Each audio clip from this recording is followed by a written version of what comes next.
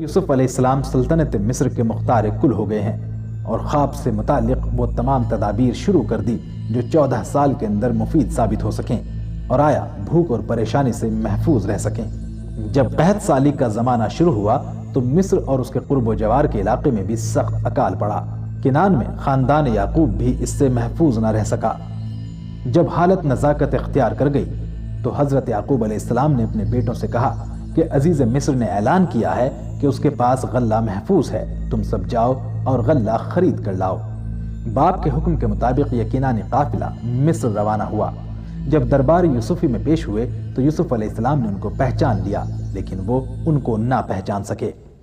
وجاء إخوة يوسف فدخلوا عليه فعرفهم وهم له منكرون۔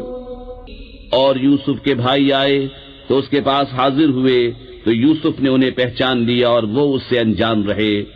حضرت یوسف علیہ السلام نے والد، حقیقی بھائی اور گھر کے حالات خوب کرید کر پوچھے اور آہستہ آہستہ سب کچھ معلوم کر لیا اور ان کے حسب مرضی غلہ بھر دیا، اور ساتھ ہی یہ بھی کہہ دیا کہ دوسری مرتبہ تم اپنے چھوٹے بھائی بنیامین کو ساتھ لاؤ گے ورنہ تم کو غلہ نہیں ملے گا۔ وَلَمَّا جَهَّزَهُم بِجَهَازِهِمْ قَالَ ائْتُونِي بِأَخٍ لَّكُم مِّنْ أَبِيكُمْ أَلَا تَرَوْنَ أَنِّي أُوفِي الْكَيْلَ وَأَنَا خَيْرُ الْمُنزِلِينَ فَإِن لَّمْ تَأْتُونِي بِهِ فَلَا كَيْلَ لَكُمْ عِندِي وَلَا تَقْرَبُونَ۔ اور جب ان کا سامان مہیا کر دیا کہا اپنا سوتیلا بھائی میرے پاس لے آؤ، کیا نہیں دیکھتے کہ میں پورا ماپتا ہوں اور میں سب سے بہتر مہمان نواز ہوں؟ پھر اگر اسے لے کر میرے پاس نہ آؤ تو تمہارے لیے میرے ہاں ماپ نہیں اور میرے پاس نہ پھٹکنا۔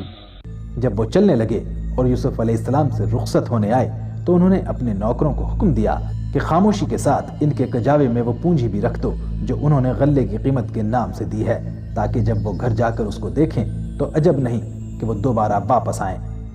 جب یہ قافلہ کنعان واپس پہنچا تو اپنے باپ یعقوب کو سارا ماجرا سنایا اور ان سے کہا کہ اگر ہم دوبارہ اپنے سوتیلے بھائی بنیامین کو لے کر نہیں گئے تو غلہ نہیں ملے گا۔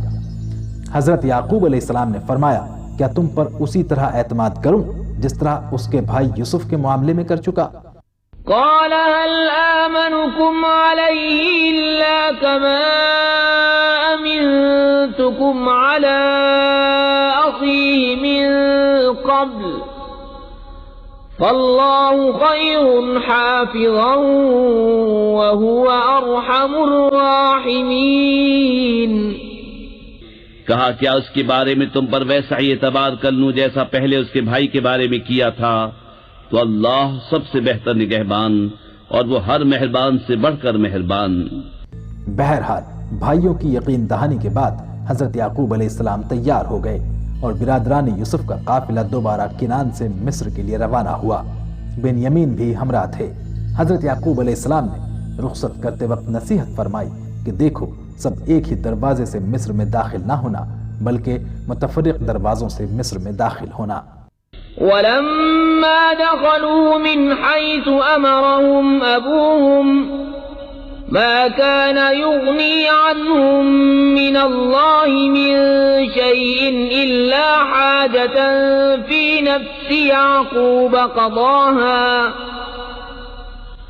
وَإِنَّهُ لَذُو عِلْمٍ لِمَا عَلَّمْنَاهُ وَلَكِنَّ أَكْثَرَ النَّاسِ لَا يَعْلَمُونَ۔ اور جب وہ داخل ہوئے جہاں سے ان کے باپ نے حکم دیا تھا وہ کچھ انہیں اللہ سے بچا نہ سکتا، ہاں یعقوب کے جی کی ایک خواہش تھی جو اس نے پوری کر لی، اور بے شک وہ صاحب علم ہے جو ہمارے سکھائے سے مگر اکثر لوگ نہیں جانتے۔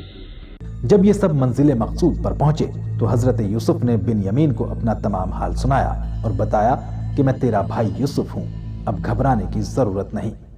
وَلَمَّا دَخَلُوا عَلَى يُوسُفَ آوَى إِلَيْهِ أَخَاهُ قَالَ إِنِّي أَنَا أَخُوكَ جاءوك فلا تبتئس بما كانوا يعملون.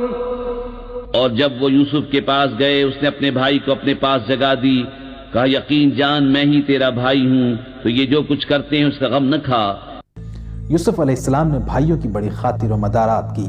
جب قافلہ روانہ ہونے لگا تو کسی کو اطلاع کیے بغیر نشانی کے طور پر اپنا چاندی کا پیالہ بنیامین کے کجاوے میں رکھ دیا. کنعان کے اس قافلے نے ابھی تھوڑی دوری طے کی ہوگی کہ یوسف علیہ السلام کے کارندوں نے شاہی برتنوں کی دیکھ بھال کی تو پیالہ غائب تھا. وہ فوراً دوڑے اور چلائے قافلے والو ٹھہرو تم چور ہو. برادران یوسف کہنے لگے ہم کو خواہ مخواہ کیوں الزام لگاتے ہو؟ کارندوں نے کہا جس کے پاس سے یہ چوری نکلے اس کی سزا کیا ہونی چاہیے؟ انہوں نے جواب دیا وہ خود آپ اپنی سزا ہے یعنی وہ تمہارے حوالے کر دیا جائے گا. کارندوں نے ان کی تلاشی لی تو بنیامین کی بوری میں چاندی کا پیالہ موجود تھا. انہوں نے وہ پیالہ نکال لیا اور قافلے کو واپس لوٹا کر یوسف علیہ السلام کی خدمت میں پیش کیا. یوسف علیہ السلام نے معاملے کی نوعیت کو سنا تو دل میں بے حد مسرور ہوئے اور خدا کا شکریہ ادا کیا. برادران یوسف نے جب یہ دیکھا تو ان کی حاسدانہ رگ بھڑک اٹھی اور انہوں نے جھوٹ بولنے کی جرت کی اور کہا اس کا بڑا بھائی یوسف بھی چوری کر چکا ہے اس لیے اس نے چوری کی ہے تو تعجب کی بات نہیں. برادران یوسف آپس میں مشورہ کرنے لگے کہ کس طرح بنیامین کو حاصل کریں. کہنے لگے عزیز مصر ہمارا باپ بہت بوڑھا ہے اس کو اس کے پہلے بھائی کا بھی بے حد غم ہے. اس پر رحم کیجیے اور اس کی جگہ ہم میں سے کسی ایک کو روک لیجیے. عزیز مصر نے کہا خدا کی پناہ یہ کیسے ممکن ہے؟ ہم اگر ایسا کریں تو ظالم ہوں گے.